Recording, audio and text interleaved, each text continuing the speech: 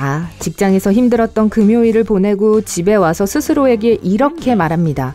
주말은 왜 이렇게 짧은 거야? 월요일 출근이 두려우시군요. 이제 겨우 이틀 남았는데 할 일이 너무 많아요. 그러고 나서 TV 뉴스를 켜자마자 상상할 수 있는 것 중 최고의 발표를 듣게 됩니다. 일주일이 7일에서 10일로 연장되었다고 해요.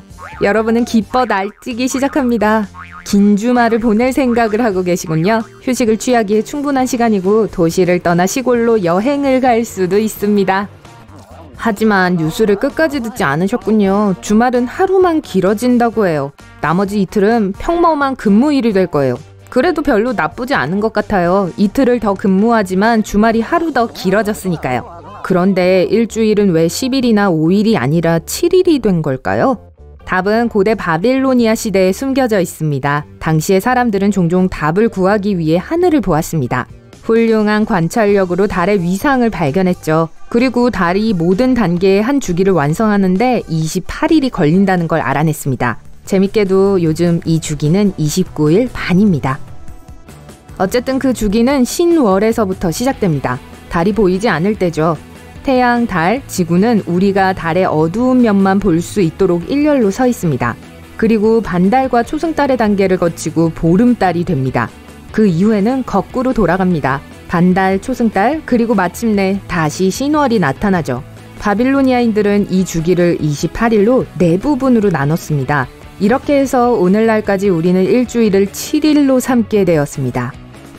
그리고 그들은 하늘을 관찰하면서 7개의 천체를 발견했습니다. 달, 화성, 수성, 목성, 금성, 토성이었죠. 물론 현재 우리는 더 많은 행성과 별, 다른 우주 물체가 존재한다는 것을 알고 있습니다.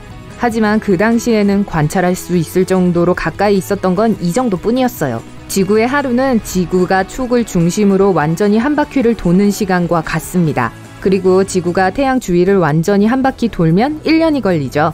365일하고도 4분의 1일이 걸려요. 그래서 4년마다 2월 29일이 한 번씩 나타나는 거예요. 이 해를 윤년이라고 합니다.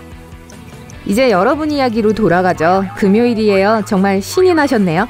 그러니까 이번 주말에는 하루 더 휴식을 취할 수 있을 거예요. 비록 이틀 동안 더 일을 해야 하긴 하지만요. 아, 그리고 이제 한 달은 43일이 되었습니다. 1년은 총 516일이 될 거고요. 올해 이미 계획했던 모든 것들을 바꿔야 할 거예요. 여름 휴가와 겨울 휴가가 더 길어질 것입니다. 사람들은 학교, 대학, 직장에서 더 많은 시간을 보낼 거고요. 근무일이 2일 더 늘어나면 기업들은 더 높은 수익을 얻고 직원들의 생산성도 올라가게 될까요? 아마도요. 여러분은 호숫가에 있는 오두막으로 운전해서 가는 길입니다. 3일 동안 신선한 공기와 숨막힐 듯한 일몰을 즐길 수 있을 거예요. 정말 행복하겠죠? 도착하자마자 노젓는 배에 먼지를 털고 호수 한가운데로 노를 저어갑니다. 정말 조용하고 평화롭네요. 주말이 너무 빨리 끝났습니다. 오늘은 10번째 날의 저녁입니다. 이제 도시로 돌아가야 해요. 다음날 아침 7일 동안 일을 해야 한다는 현실을 깨닫습니다. 지난 주말에 갔던 여행 생각을 멈출 수 없네요. 이제 근무일 수가 7일이 되었다는 것을 알게 됩니다. 대부분의 나라에서 사람들은 하루에 8시간을 일합니다. 네덜란드는 아니에요. 네덜란드 사람들은 하루에 약 6시간, 일주일에 총 29시간을 일합니다. 공식적으로 세계에서 가장 짧은 근무 시간이죠. 하지만 우리는 네덜란드에 살지 않습니다. 즉 일주일에 총 노동시간이 56시간이 된다는 뜻이에요. 처음 이틀은 수월했습니다. 하지만 사흘째 되는 날 졸리고 기운이 빠지게 되네요. 하지만 아직 일주일의 반도 지나지 않았다고요. 금요일까지 여러분은 직장에서 마감일을 놓치고 몇몇 회의에도 늦게 참석했습니다. 발표할 땐 발표 내용을 잊어버리기까지 했어요. 그리고 주말 이후에 제대로 된 식사도 하지 못하셨군요. 하지만 이 느낌은 이미 알고 계실 거예요. 일주일에 5일을 일했을 때도 이랬죠. 그래서 여러분은 힘을 내서 첫 일주일, 첫 한 달을 마무리합니다. 그래도 나아지진 않아요. 사무실에 갈 때마다 하이킹과 오두막에서의 휴식만을 생각합니다. 창밖을 내다보면 맑고 푸른 하늘이 보여요. 컴퓨터 화면으로 시선을 옮기니 어지러움이 느껴지네요. 앉아있는 동안 허리가 아프고 자세가 전보다 더 안 좋아졌어요. 상사는 여러분의 성과에 만족하지 않고 좀 더 나은 결과를 가져오라고 잔소리합니다. 하지만 동료들 역시 여러분만큼 지쳐 있다는 걸 볼 수 있어요. 그리고 이 상황에 더 잘 대처하고 있는 사람은 없습니다. 어느 날 여러분은 사무실의 모든 것이 짜증난다는 사실을 깨닫습니다. 그래서 사람들에게 화풀이를 하게 되죠. 그리고 화풀이는 쌍방이 됩니다. 5년 넘게 같이 일했던 친구들도 여러분을 못 참는 것 같아요.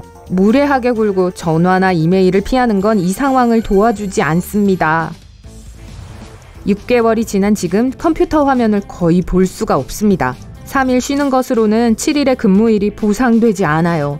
사무실의 다른 사람들도 모두 같은 생각입니다. 많은 동료는 이미 퇴사를 했습니다. 더 나은 근로 조건의 새로운 일자리를 찾기로 했어요. 컴퓨터로 작업하려면 안경을 써야 합니다. 매주 7일 동안 일을 하니 눈이 피로해져서 시력이 훨씬 나빠졌습니다.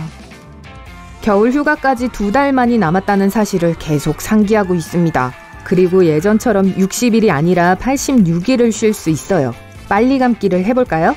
모두가 휴가를 가기 전 마지막 주입니다. 여러분은 해변에서 휴일을 보낼 상상을 멈출 수 없습니다. 그런데 안내방송이 하나 나오네요. 어떤 불가사의한 이유 때문에 겨울 휴가가 짧아졌다고 해요. 바다에서의 서핑, 일광욕, 수영하는 꿈을 포기해야 한다는 뜻입니다. 오두막 정도까지밖에 갈 수 없을 거예요. 한겨울에 거기서 뭘 하라는 거죠? 문성이라도 쌓아야 하나요? 주위의 모든 사람들도 절망에 빠져 있는 것 같아요. 사람들은 희망을 잃기 시작했습니다. 일주일에 5일 동안 학생들을 가르치는 데 익숙했던 교수는 이제 7일 동안 수업 준비를 해야 합니다. 한 학기가 단지 2-3달이 될 거라는 뜻이 아니에요. 학기는 그 어느 때보다도 길고 혹은 더 길어질 수도 있습니다. 여름방학은 변함없이 남아있을 거고요.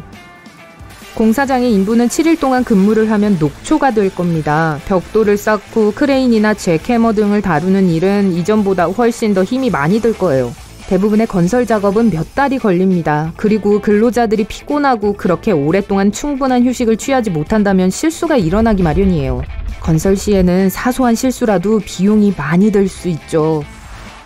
일주일에 5일 대신 7일, 더 자주 운전해서 출근해야 하므로 휘발유가 더 필요할 것입니다. 그리고 기름에 대한 수요가 높아지면서 휘발유의 가격도 오르게 될 겁니다. 그리고 또 연료 부족으로 이어질 수 있죠.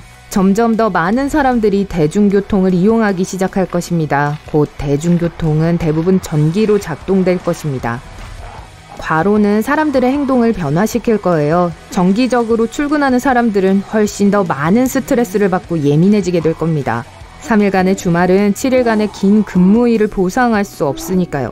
점점 더 많은 사람들이 새로 생긴 문제로 의사를 찾아갈 테지만 의사들 또한 추가로 일을 하게 될 것이고 그들만의 문제를 갖게 될 거예요. 가족을 부양하기 위해 2가지 일을 해야 하는 사람들은 더 큰 고통을 겪을 것입니다. 먹고 살기 위한 부담을 감당할 수 없을 거예요. 사람들은 통근을 더 많이 해야 할 거예요. 발전소와 공장은 5일이 아니라 7일 동안 쉬지 않고 돌아갈 겁니다. 그러면 공기오염이 더 심해질 거예요. 게다가 더 긴 시간을 일하면 산업계는 천연자원이 더 많이 필요해지게 될 거예요. 우리는 이 미친 실험이 가능한 한 빨리 끝나기를 바라는 것 외엔 할 수 있는 게 없습니다.